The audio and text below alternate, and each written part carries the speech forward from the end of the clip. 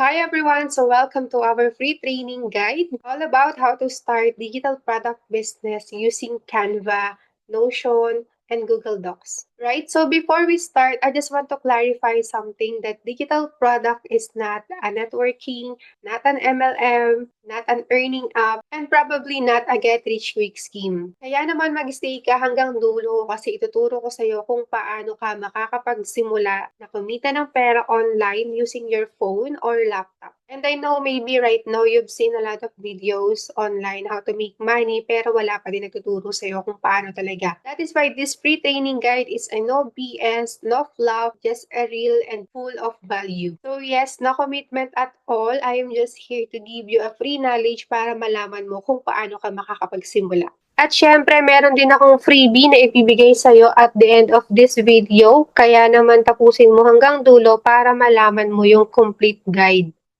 So allow me to introduce myself. My name is Tin. I am an entrepreneur and a marketer since 2015. Kaya naman kung nasa linya ka ng online selling right now or ginagawa mo na siya before, I am very sure na somehow nakaka-relate ka sa mga naging experiences ko. And also as someone na idol yung mga CEOs online na mga beauty, skincare. Nagtayo din ako ng sarili kong brand ng cosmetics and skincare. However, since bata-bata pa ako noon, hindi ko siya na-handle mabuti. Until I switched to being a supplier ng mga trendy clothes, mga RTWs online, hanggang sa naging TikTok affiliate ako. Pero dahil na-burnout nga ako sa routine ko, na-burnout ako sa ginagawa ko, and medyo na-lost ako somehow nung mga time na yan, until I discovered digital product business, na ngayon ay 2 years ko na siyang ginagawa, hanggang unexpectedly naging top seller ako ng Rocket PH for more than a year, at na-build ko yung personal brand ko and social media accounts ko with over 100,000 followers combined, both of my social media accounts, Instagram and TikTok, na never ko na-imagine na magkakaroon ako ng ganito kadaming followers. And of course, registered my business and trusted by 8K clients, both local and international. So this is my life before ako mag-digital products. Gaya nga ng sabi ko, nag-online selling ako, nagkaroon ako ng physical shop, and then everyday nagpapaship. Ang dami ko nasubukan ibenta, like iba't ibang klase ng product, kung ano yung trending online. At syempre sa business, hindi pa laging puro kita. Kaya naman umabot sa point na nalugi yung business ko at doon ako nag-start na maghanap pa ng ibang pagkakakitaan online. Nasabi ko sa sarili ko, what if kaya possible kaya na merong ibang way para kumita online na hindi ako mamumuhunan ng malaki at hindi muna ako mag-aasikaso ng mga physical products dahil hindi biro magpatakbo ng negosyo. So to give you more background, I started my digital product business back in 2023.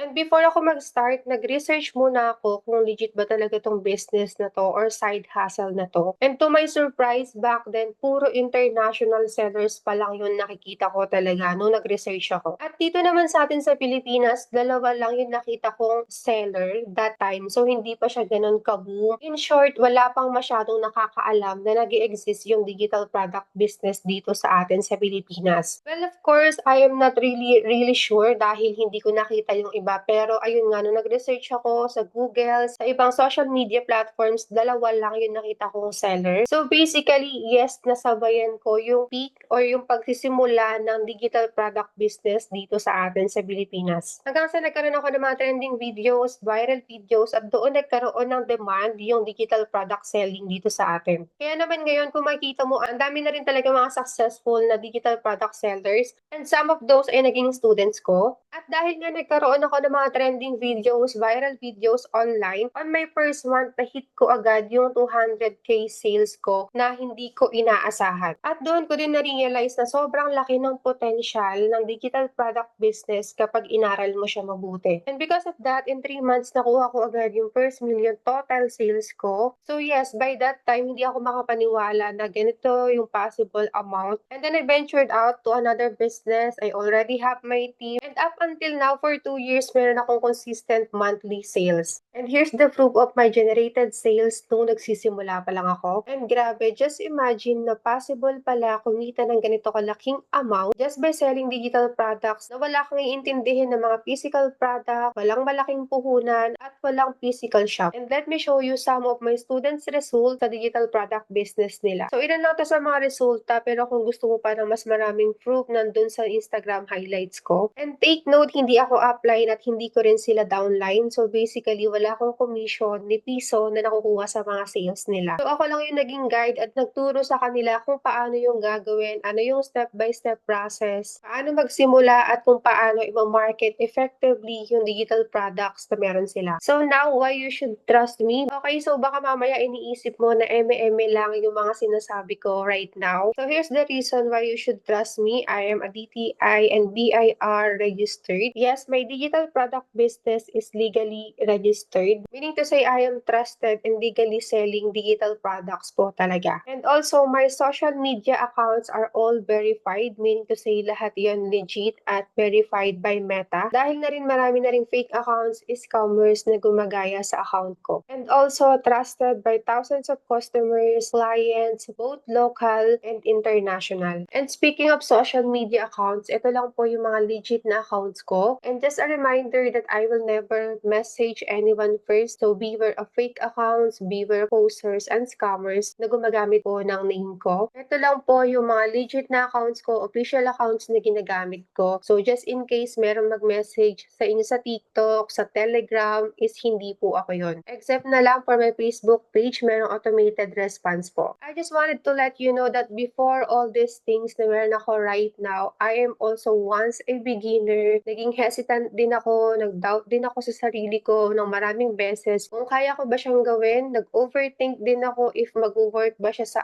akin. And I literally started from zero. Pero tinuloy ko pa rin kasi wala namang mawawala kung susubukan natin. Yun ang dahilan kung bakit ako ngayon nakakapagbigay ng free webinar, free training dahil nasubukan ko na siya. Okay, so let's now talk about what is digital product. And to simplify, para mas madali mo maintindihan, I have here the physical product and the digital product. So for physical product, I know alam na nating lahat to. Ito yung mga tangible products na basically nahahawakan natin. Ito yung business na mayroong consumable goods or lagi nating nire-restock. At kapag hindi tayo nag-restock, ibig sabihin hindi lalago or lalaki yung business natin. Meaning to say, kailangan ng rolling capital, operation expenses, inventories, restocking, at 24/7 management. So kung nakapag-traditional business ka na, nakapagbenta ka na online, or kung ano-anong product man yan na nasubukan mo inegosyo, yun po yung tinatawag natin physical product. Versus now, dito sa digital product, ibig sabihin intangible yung product natin, hindi po siya nahahawakan. So intangible po siya dahil digitally access lang yung product natin. Meaning to say, sa mga device lang natin siya nabubuksan or na-access, katulad ng sa cellphone, tablet, iPad, laptop. And when we say digital products, lifetime access na po yan, digital downloads, at ang pinakamaganda, accessible online, anywhere, and anytime. So, paano nag-work ang digital products? Ibig sabihin, ito yung product na gagawin mo lang ng isang beses or minsan mo lang siya gagawin, pero pwede mo siyang mabenta ng maraming beses. Another example pa ng digital products ay katulad na lang ng mga ginagamit natin everyday na mga social media like Facebook, Instagram, TikTok, Netflix, Spotify are also considered as a digital product. Yun nga lang, meron silang mga monthly subscription para magamit natin sila. At doon kumikita yung creator or developer ng product na yon through subscription. Pero syempre, as a beginner, katulad natin na mga totally walang experience, hindi creative, of course, hindi muna yung mga applications ang gagawin natin. So just like any other business, of course, sa digital products, meron din tayong tinatawag na advantage at disadvantage. Let's start first with the advantage. Ano nga ba yung mga pros ng digital products kapag sisimulan mo? So una na dyan, syempre, low risk and low startup. Dahil hindi ka naman maglalabas ng libong-libong puhunan para masimulan mo siya. At hindi ganun kalaki yung risk factor niya kapag sisimulan mo siya kumpara sa ibang business na kailangan ng malaking puhunan. Second, of course, 100%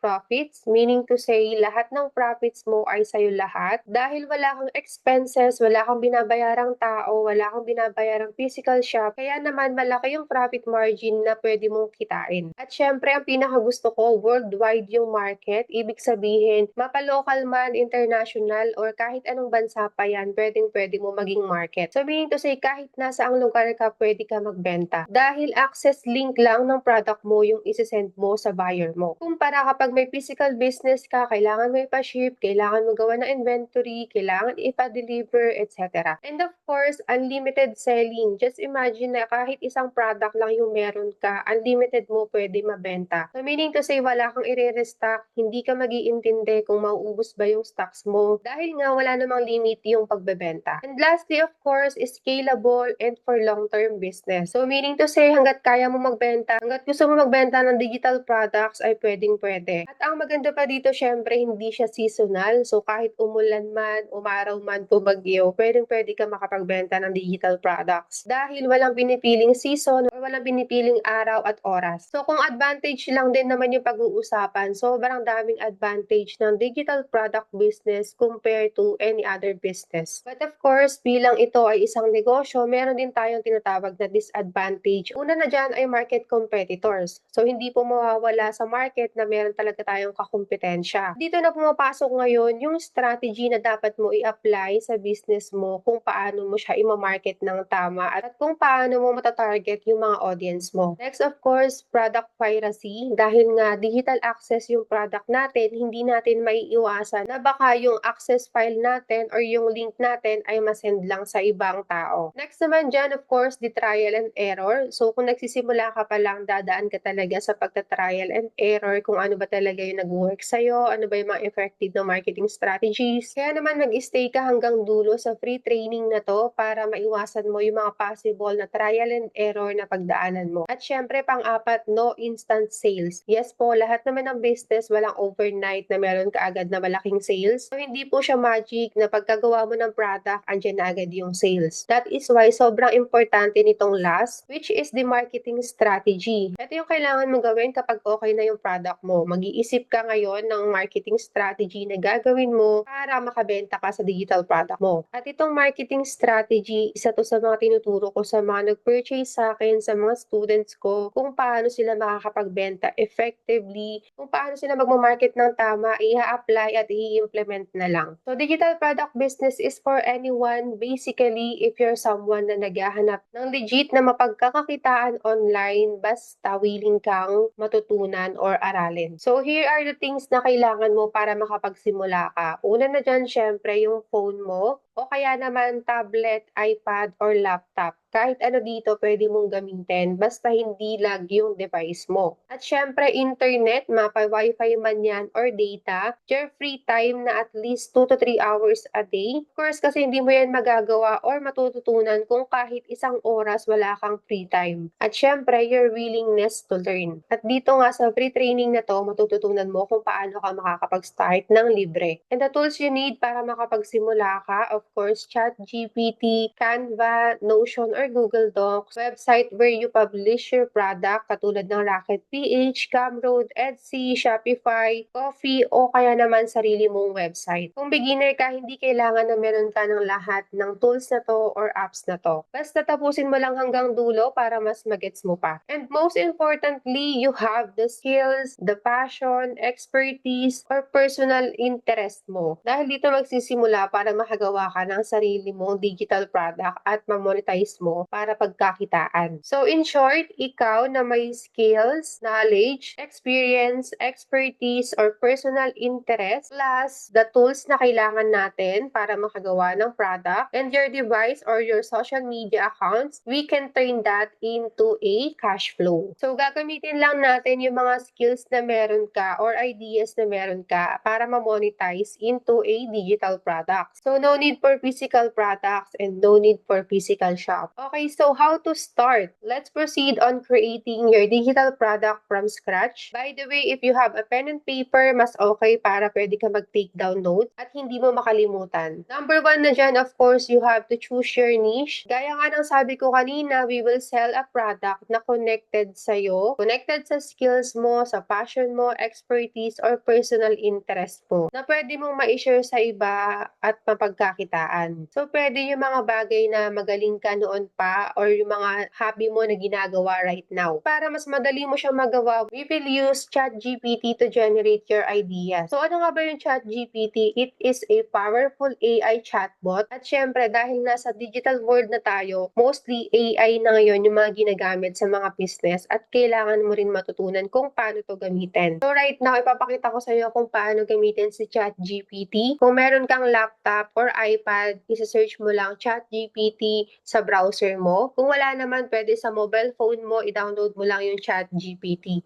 At ito yung icon na yan. Ayan yung itsura. And then, of course, you have to ask ChatGPT. So, for example, tatanungin mo si ChatGPT kung ano ba yung mga profitable digital products na pwede mo gawin this 2025 para meron kang idea. And ChatGPT will generate the ideas for you or answers na hinahanap mo. At sasagutin ka ni ChatGPT based sa command mo or sa prompt na ginamit mo. At para makuha mo yung tamang sagot, dapat tama din yung prompt na sasabihin mo sa kanya. So, second step, once nakapag-generate ka na ng idea mo kay ChatGPT, it's now for you to pick a tool where you want to create your product. At dito na ngayon papasok yung tatlong tool na sinabi ko kanina, Canva, Notion, or Google Docs. So, kahit hindi itong tatlo na to yung gamitin mo, pipili ka lang ng isa kung saan mo gusto magsimula. So, what is Canva? Canva is a free-to-use online graphic design platform. So, itong Canva, sobrang beginner-friendly nito na kahit high school ay kaya siyang manavigate. At mostly na mga digital products ay dito talaga ginagawa. And yes, you can use a free account sa Canva, pero kung meron kang budget pang pro, mas okay para magamit mo yung mga ibang elements. So, here's Canva. Pwede mo siya magamit ng libre. Pwede siya sa cellphone, sa laptop, sa iPad, or tablet, or kahit anong device yung gamit mo. Pero kung gusto mo mas convenient ka makapag-edit, mas okay na naka-tablet ka, iPad, or laptop. At kaya nasabi ko kanina, yung mga na-generate mong idea sa ChatGPT, i-transfer mo lang dito sa Canva, then i-modify mo lang at aayusin mo lang yung product mo. Next naman is Notion. Notion is an all-in-one workspace app that combines note-taking, project management, or a team collaboration. So here's the example of Notion. Usually dito ginagamit pang project management, pang organize, at syempre pwede din siyang gamitin pang digital products. As you can see, itong ginagamit na aking pang content creation, personally, ay pwede ko din siyang magamit pang digital products. Ibig sabihin, yung mga ginagawa ko na to ay pwede ko din ibenta sa iba. At ma-access ng buyer yan by sharing your link. And the third one is Google Docs. So I am sure na lahat naman tayo alam na natin kung ano yung Google Docs. At pwede na tayong makagawa ng digital product natin using Google Docs katulad ng ebooks. Okay, so for example, dito sa Google Docs, usually ang ginagawa dito ay mga ebook. So kung gusto mo lang ng very simple na ebook, hindi ka creative, then pwede ka gumawa dito sa Google Docs ng digital product mo. So once makagawa ka na ng ebook mo, you just have to save the file and export your PDF file. So yun yung tatlong paraan para makagawa ka ng digital products mo. So let's proceed on step 3, creating your materials. Dito na papasok yung product mockups mo. Yung mockup is for your product visual presentation. Since digital product nga yung business natin, wala tayong physical photos na mapapakita sa kanila or sa buyer natin. Kaya importante na meron tayong product mockups. At ang example ng product mockup ay ganito po. Ibig sabihin yung pinaka-picture. Ano ba yung makikita ni buyer para malaman niya kung ano ba yung binibenta mo. So this is very important, lalo na kapag maglilisting ka na ng product mo or gagawa ka ng sarili mong website or funnel. Next naman sa isa pang kailangan mo is the product access file. Dito na ngayon kung saan nakakompiled yung mga links ng product mo para ma-access ni buyer yung product mo. At para ma-idea ka para sa product access file, ganito po yung example. So dapat dito nakalagay lahat ng link ng product mo, nakakompiled sila sa isang PDF file. Alright, so once you already have your product materials, let's proceed on step 4, which is creating your sales page or landing page. Ito yung magiging checkout page ng product mo or landing page kung saan pwede bumili yung buyer mo. What's inside your sales page is kailangan at least meron kang quick background about you para naman malaman nila kung legit ka ba talaga. Sa sales page mo, pwede ka rin maglagay ng feedbacks or testimonials, your product offers, inclusions, highlights, at kung ano-ano pang gusto mong malaman sa'yo ng buyer mo. So, lahat ng details about you, about your product, about your offers ay pwede mong ilagay sa sales page mo. Pero kung wala ka namang sales page, you can use a third-party platforms to automate your product, katulad ng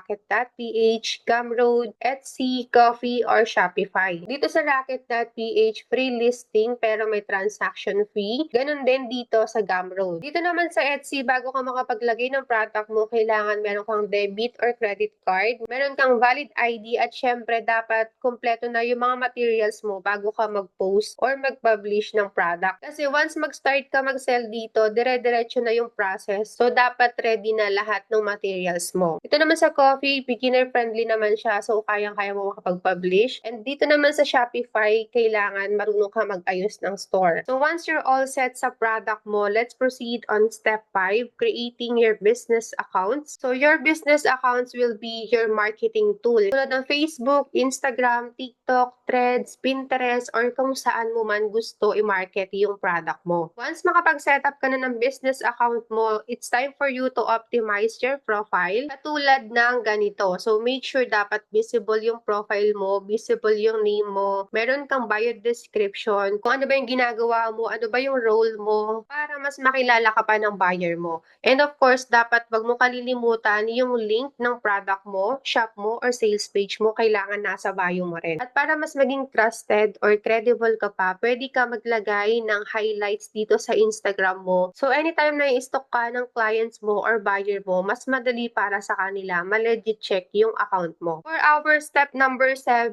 you need to plan your content for marketing. So, dito na ngayon nagkakatalo-talo yung mga digital product sellers. Kaya yung iba, hindi nakakapag-sales, it's because hindi nila pinaplano yung marketing nila. At pagdating sa marketing, hindi uubra na magka-hard sell ka kaagad or ibebenta mo agad directly yung product mo. Dito na ngayon papasok yung mga strategies na kailangan mo gawin para makapag-market ka ng product. Kung beginner ka, nagsisimula ka pa lang, mahirap makapagbenta agad, lalo na kung hindi ka pa kilala ng audience mo. So, kailangan ang una mong ipopost ay mga valuable contents muna. So, you have to start posting free knowledge, educational content, entertaining, or inspirational content. So, kailangan mo muna i-educate yung audience mo, magbigay ka ng mga free informations, mga value-based content para mas makilala ka nila at ma-build yung credibility mo online. Second is the storytelling. You have to introduce yourself, you have to nurture your audience, and then create a social proof, feedbacks, or testimonials para nang sa ganun mas maging strong yung credibility mo online. This way, mas magiging trusted ka at mararamdaman ng audience mo na genuine kang nagbebenta at hindi ka lang basta after sales. So, after mo magbigay ng value, after mo ipakilala yung sarili mo, dito pa lang yung time na pwede mo na i-offer yung product mo. Kung ano ba yung product mo, may mga promos ka ba, may mga pa-sales ka ba, or anything about your product, inclusions, about your offers, benefits of your product. So as you can see, hindi agad pagbebenta, hindi agad pag-hard sell ng product. Just imagine selling a product na hindi naman alam ng audience mo kung para saan pa yung binibenta mo. So walang mangyayari, talagang i-scroll up ka lang nila or baka i-ignore lang nila yung post mo. So, bukod sa pagbebenta, ano pa ba yung ibang ways para kumita online? Number 1 na dyan, of course, yung naging topic natin is be a digital seller. Ibig sabihin, gagawa ka ng sarili mong product from scratch at yun ang ibebenta mo. O kaya naman, magre-resell ka ng mga done-for-you digital products. Number 2 is be a digital creator. So, ako personally, ginagawa ko din to pag may mga clients na nagpapagawa sa akin. Ito rin yung ginagawa ng ibang students ko or ibang nag-purchase sa akin is to create a custom digital products for clients like ebook, templates, guides, at marami pang iba. So basically, pag natutunan mo na yung pinaka-process kung paano ka gagawa ng product, paano ka gagawa ng materials, paano mo ilalagay sa sales page, paano ka gagawa ng store mo or ng shop mo, dito na po papasok yon. Ibig sabihin, creator ka ng digital product ng clients mo. For example, natutunan mo gumawa ng ebook and then merong clients na hindi marunong gumawa ng ebook. So you can offer your service para gawan sila ng ebook na ibebenta nila. And from there, dun magi-start yung earnings mo. And the third one is to be a freelancer. Ibig sabihin, you have to learn a skill and offer your service to your clients. Ito na yung mga project-based or service-based katulad ng landing page service, paggawa ng mock-up creation, sales funnel creations, at marami pang iba. So yes, once matutunan mo yung pinaka-full process, structured process ng digital products, ay marami kang pwedeng maging ways to earn, hindi lang pagbebenta. So paano naman kung gusto mo lang mag-resell ng product pero ayaw mo gumawa ng sariling product mo. Kaya naman let's talk about reselling done for you digital products. Ano ba yung mga advantages naman nito? So ibig sabihin, you have the option to sell the product as is. Kapag magre-resell ka, you can also rebrand and modify the product. At syempre, once bumili ka ng mga done for you product, ibig sabihin, pwede mo i-resell din yung product as many times as you want. So reselling existing done for you product means also 100%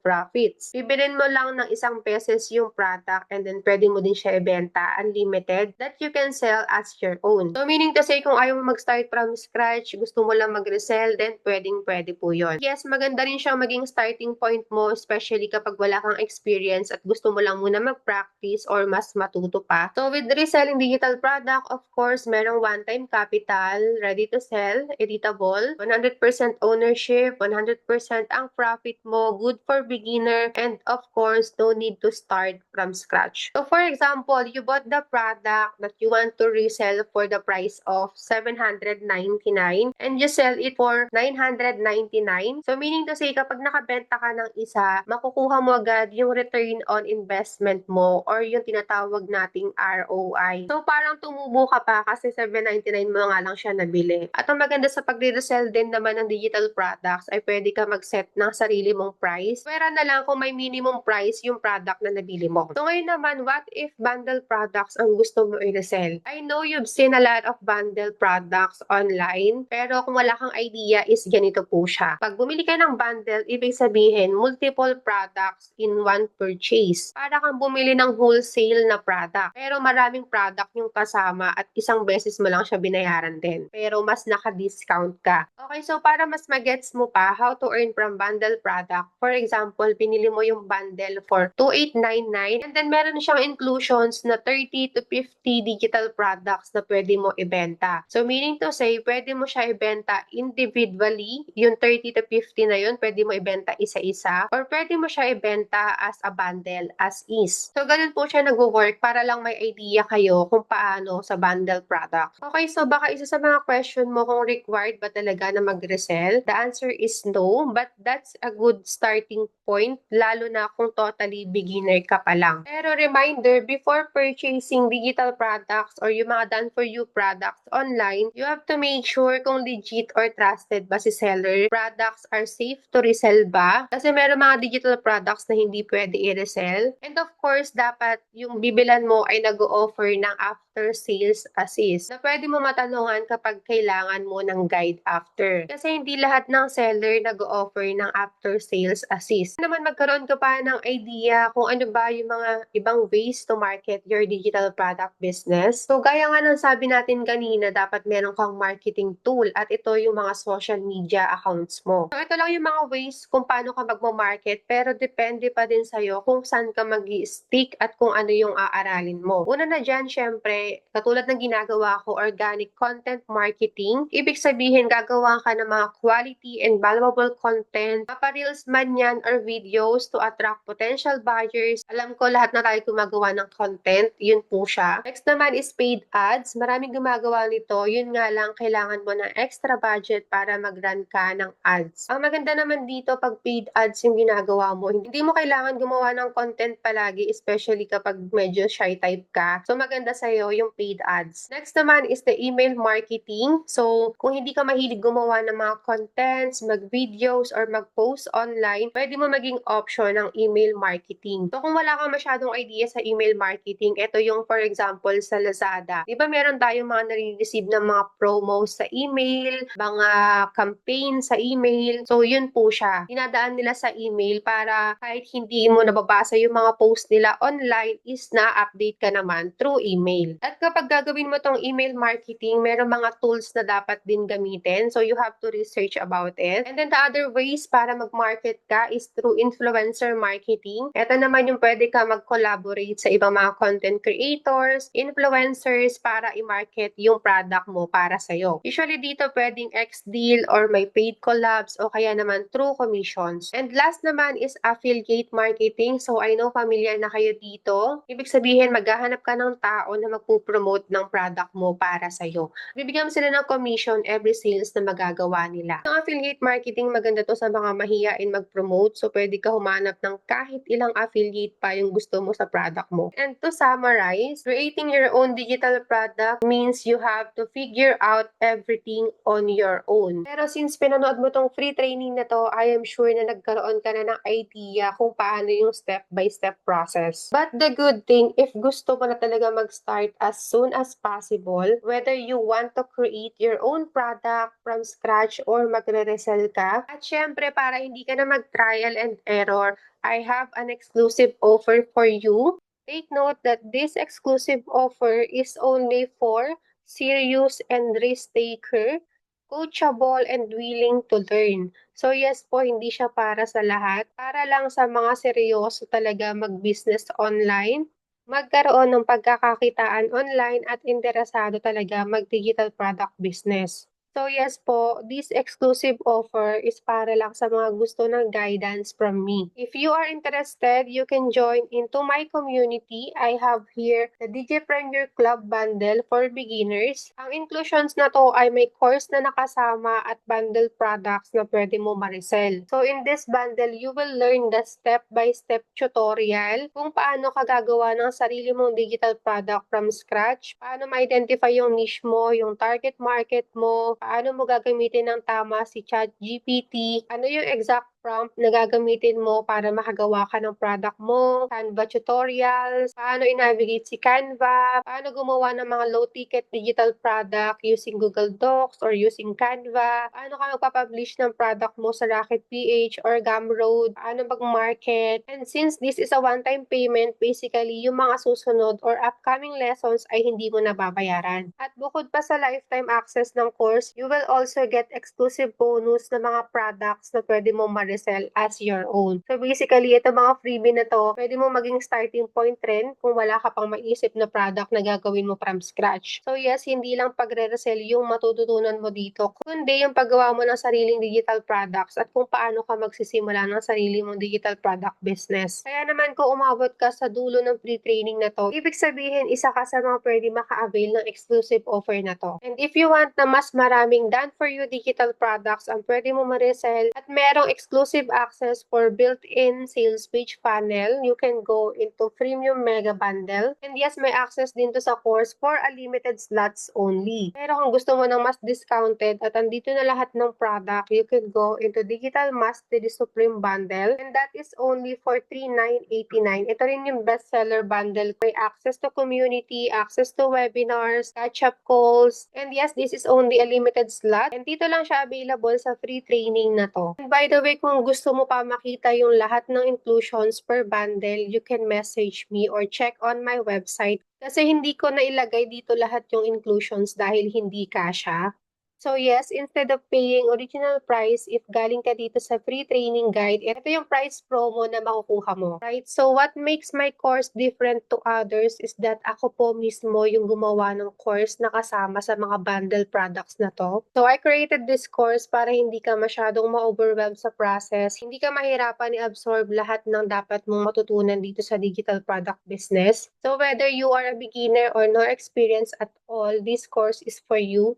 At hindi rin po ito yung resellable course na nakikita nyo sa iba. The only thing na pwede mo ma-resell dito sa mga bundles na available is yung mga exclusive bonus or freebies na resellable down for you products. Kaya naman hindi lang resellable products yung makukuha nyo pag nag-purchase, kundi yung mismong step-by-step tutorial and guides from me. And if you purchase from me at isa ka sa maging students ko, you will have access to our free trainings and free webinars. So yes po, para mas guided ka or kung nalilito ka man, you can ask questions anytime from me. Kung busy ka man, nasa ibang bansa ka man, or wala kang time umattend sa mga free trainings, merong recorded webinars na pwede mo ma-access anytime. Kaya naman, ang gagawin mo na lang talaga is to apply, take action, and execute all the trainings, all the lessons na ituturo ko sa course at sa mga free trainings natin. So now, if you are really interested to start your digital product business with me, ito po ang aking mode of payment for GCash. You can screenshot this 1. At ito naman for bank transfer, screenshot mo na lang din to. And there you go. Thank you so much for staying until the end of this free training. I hope na marami kang natutunan. And as promised, meron akong free ebook para sa'yo. Just download it on my website para makuha mo yung copy. Thank you so much and see you inside my community. Bye!